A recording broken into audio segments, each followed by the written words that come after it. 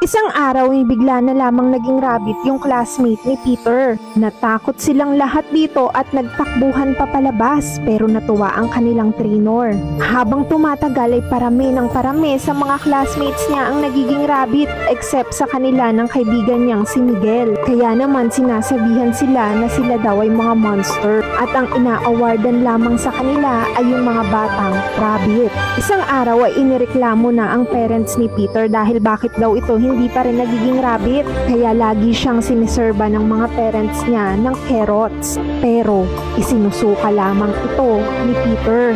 At naging rabbit na nga rin ang kanyang best friend na si Miguel. Naisipan ni Peter na i-take yung kanyang tenga. Pero nahuli agad siya ng kanyang trainer. Kaya naman naisipan niya ring mag-wear ng mask na rabbit.